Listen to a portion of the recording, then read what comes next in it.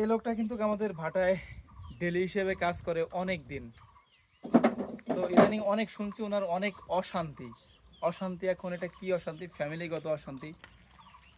ওনার নাকি 3টা মেয়ে আছে, বউ আছে, বউতি অনেক রকমের নির্যাতন করে। তো এও শুনছি যে ওনার বউ ওনারে কামড়াইছে 2-3 দিন আমাদের এখানে কাজে আসে না। ঠিক আছে, তো আসলে কি সত্য কি না এটা একটু জানতে চাইবো আমি ওনার মুখ থেকে। আসলে কি বৌতি কামড়াইছিল? হ্যাঁ, বউতেই কামড়াইছে। ও, কোন থায় কামড়াইছে ভাই?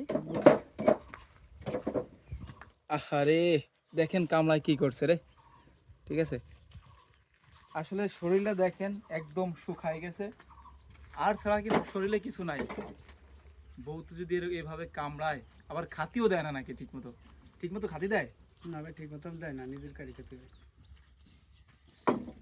ঠিক মতো খাতি দেয় না? না, ঠিক মতো ও বলে খাতি দেয় না। তুমি ক্যামেরার সামনের দিকে একটু থাকায় কথা বলো। ঠিক মতো নাকি খাতি দেয় না। আসলে পুরুষ হচ্ছে মনে করেন যে সংসারের এক প্রকারের বলদ। সে কামাই করে দেয়, তার বউ খায়, কিন্তু তারই খাতি দেয় না। এক রকমের আমার বেলায় আমারে কয় মেয়াও, একদম এরকম হয়ে গেল না ব্যাপারটা।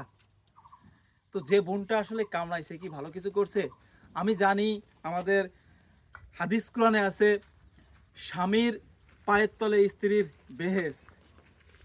এই কোন স্ত্রী, এই যে কোন স্ত্রী, এই কোন বোনটা আমার এরকম কামড়াইছে? দেখেন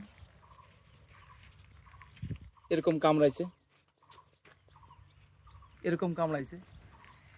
আমার শুনে যে এত কষ্ট লাগছে যে এই এই লোকটারে এইভাবে কামড়াইছে। তো তোমার কিছু বলার আছে ভাই? তোমার কিছু বলার আছে? ওর ভাই সে হলো নেটালের মূল ভাই। একটু জোরে কথা ওর বলো। খালাতো ভাই সে হলো নেটার মূল। ও মার দাসে তো বলতে তোর ভিতরে পলাই চলে আসে। হ্যাঁ, আগে হয়েছে আমার শ্বশুর বাড়ি, ওয়ানতে মাছ দূর খেয়ে আমার এখানে পলাই চলে আসে। আমি কাজে তুই হ্যাঁ নাকি আমি এমনি বেড়াতে এসি ঘরের ভিতরে দুই তোর বেডিং বেডিং সব। তুই তো মার দাসে ফলাই আইসিস, আমি আইসি তাতে তোর কি? এলো ওর পয়লা বাসা। কি একটা কাজ করছে এই এনার বউ। এটা কি কোনো ভালো কাজ করছে? হ্যাঁ, যে আছে ফ্যামিলির একমাত্র কর্মধর, তার সাথে এইগুলা হয়েছে। আসলে ব্যাপারটা কেমন হয়েছে দেখছেন? আসলে খুবই একটা জঘন্য কাজ হয়েছে, যেটা মেনে নেওয়া যায় না। ঠিক আছে, কখনো মানাই যায় না। এই কাজটা করছে ইদানিং। আসলে যা শুরু হয়েছে না, আসলে বলে বোঝাতে পারবো না, অনেক কষ্ট লাগে। তো আজকের এই ব্যাপারটার জন্য আমি খুবই দুঃখিত। আমার বলার কিছু নাই, খুবই কষ্ট লাগছে শুনি আমার। হ্যাঁ।